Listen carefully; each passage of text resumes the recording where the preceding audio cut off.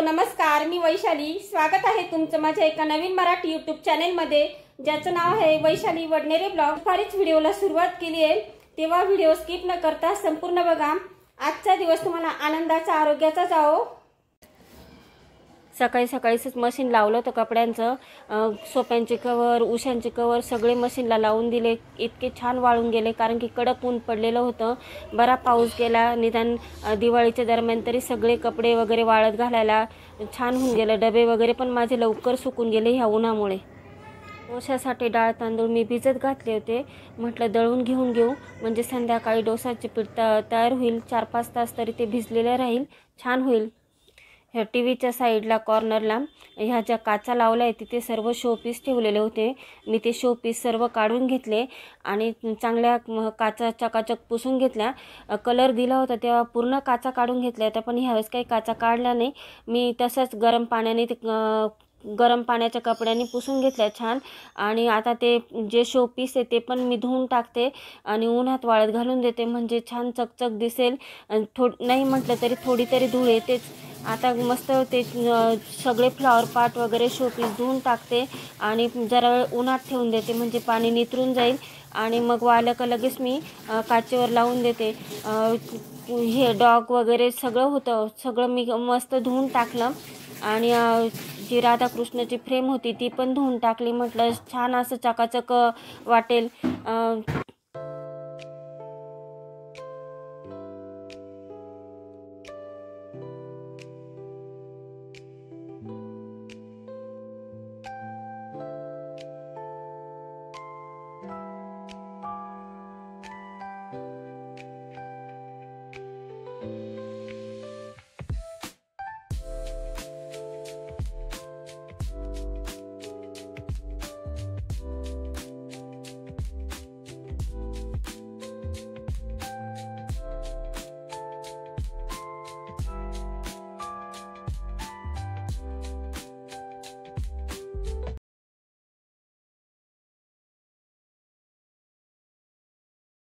आता फ्रीज साफ करायला घेतलं. फ्रीजमधले सगळे भांडे काढले आणि सगळे वॉश करून घेते, म्हणजे फ्रीज पण आपलं क्लीन होऊन जाईल. त्या दिवशी किचन साफ केलं, त्या दिवशी फ्रीज साफ करायचं राहून गेलं आणि म्हटलं आता जाऊ द्या, आज वेळ आहे तर काढून घेऊ.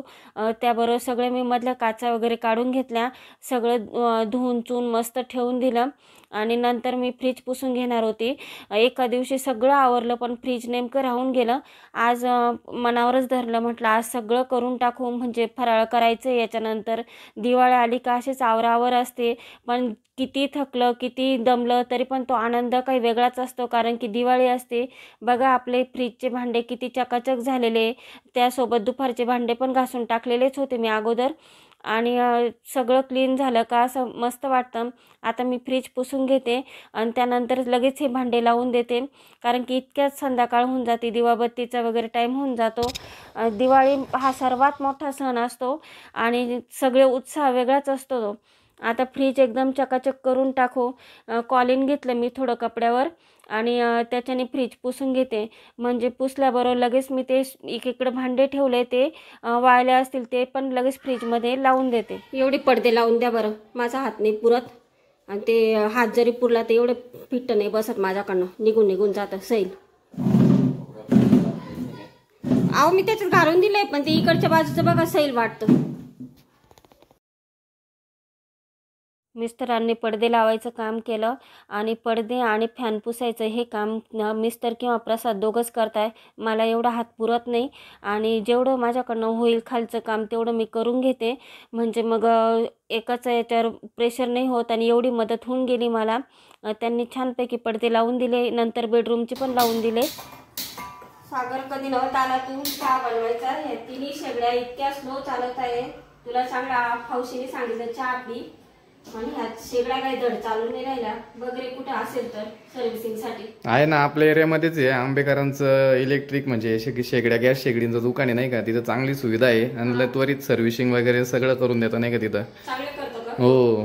कोण तो शुभम करतो का दादा? ते दोघांचं दुकान आहे, आंबेकरांचं दुकान आहे ते आपल्याच एरियामध्ये इथं मसरूळ तिथं. आणि अरे कशी दिवाळी आली नाही, हे खूप सावकाश होते सगळंच काम, एवढं नाही होणार शक्य. सकाळी टिफिनच्या वेळेस माझी इतकी घाई होऊन जाते ना, तर बस एक पोळी भाजायला खूप वेळ लागतो. तेच ना, सगळे तिघी गॅस खराब झाले का, एकदम नीट सोय. चालत हा पण बघ आता हे कधी चाव करायचा, चालू तर लवकर होतच नाही. काय पान एकदम बारीक बारीक आहे. होऊन जाईल. चला तर चल मग मग. घेऊन जाऊ. घेऊन जाऊ आपण. हा चालेल, चला घेऊन जाऊ. सर्व्हिसिंग पण म्हणतात तिथली चांगली आहे. हम्म. चांगलं येते मग. इकडून गॅस शेगडीवाला भाऊ स्वतः घरी आले. शुभमला कॉल केला तर तोच येऊन शेगडी घेऊन गेला आणि अगदी 20-1 मिनिटातच शेगडी परत रिटर्न घेऊन आला. छान सर्व्हिसिंग करून घेऊन आला आणि त्याने स्वतःच फिट करून दिली. म्हटलं बरं वेळेत काम होऊन गेलं.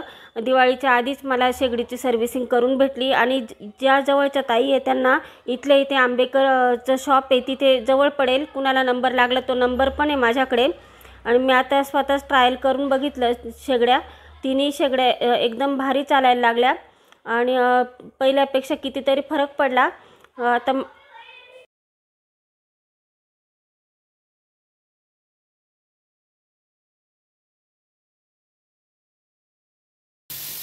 डोस्याबरोबर जी बटाट्याची भाजी लागते त्यासाठी मी एक बटाटे कुकरला लावून दिले आणि एका साईडला वाटण तयार करते, म्हणजे लसूण मिरची आणि अद्रक हे दळून घेते मिक्सरमधून आणि सोबत लाल तिखट पण टाकते आणि लसूण मिरचीचा ठेचा टाकला का छान लागतं बटाट्याची भाजी.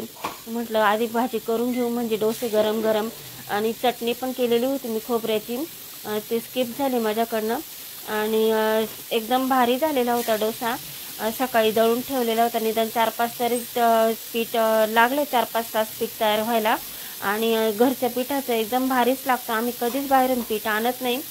सकाळी सकाळी माझ्या लक्षात आलं, म्हटलं आज वेगळं काहीतरी करूया, रोज भाजी पोळीचा कंटाळा येतो. मी लगेच डाळ तांदूळ भिजत घातलं, फक्त 1 तास भिजवलं आणि त्यानंतर मी दळून घेतलं. जेमतेम 4-5 तास पीठ तयार व्हायला लागलं, पण खूप छान झालेले होते डोसे. तुम्ही पण नक्की घरी ट्राय करा. बाहेरून पीठ आणण्यापेक्षा कधी भिजवता कधी करतात ते लोक. इकडे बटाट्याच्या भाजीची तयारी करता करता मी खोबरं पण किसायचं काम चालू होतं माझं, म्हणजे चटणीसाठी. एकीकडे दोन्ही कामं चालू होती आणि चटणी पण लगेच करणार होती. म्हटलं लाल मिरच्या वगैरे टाकून चटणी करून घेऊ. खरं तर मी हिरवी मिरची घालूनच चटणी करते, पण ह्यावेळेस हिरव्या मिरच्या नव्हत्या माझ्याकडे आणि लाल मिरची टाकून पण चांगलं लागतं.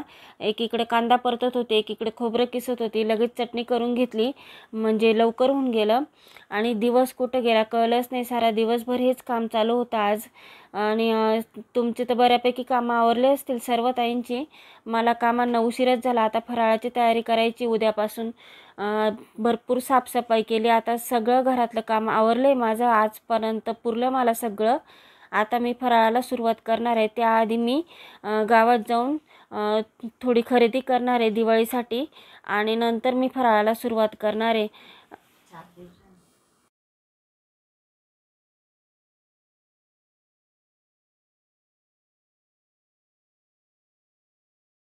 बटाट्याचा कुकर झालेला होता आणि मी बटाट्याच्या फोडी पण करून घेतल्या. एकीकडे कांदा चिरून घेतला. कांदा फ्राय होस तर मी इकडे कोथिंबीर वगैरे चिरून घेतली आणि जिरे मोहरीची फोडणी दिली. नंतर चवीनुसार मीठ टाकलं आणि बटाट्याची भाजी नंतर परतून घेतली. कोथिंबीर होती पण माझ्याकडे कसुरी मेथी पण होती, मी ती पण टाकली बटाट्याच्या भाजीला. छान लागते, म्हटलं ती पण टाकूया. ती स्किप झाली. छान झालेले होते बटाट्याची भाजीसुद्धा. जशी बाहेरची आणतो आपण डोस्याबरोबरची बटाट्याची भाजी तशीच झालेली होती अगदी.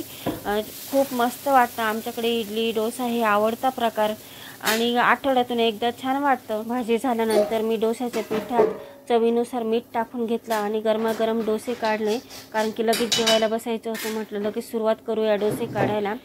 मस्त जाळी आलेली होती डोस्यांना आणि सगळे एकत्र काढून घेतले. एकीकडे जेवणे चालू होते आणि एकीकडं करत पण होती, म्हणजे गरमागरमच छान लागतं डोस्यांचं. आणि खूप मस्त जाळी आलेली होती डोस्यांना. मी आता वाढून देते एकेकाला सर्वांना. चला तर आता डोसा तयार आहे. जेवण करून घेते आणि व्हिडिओची इथेच एंड करते. तुम्हा सर्वांना बाय बाय. भेटू परत नवीन व्हिडिओमध्ये.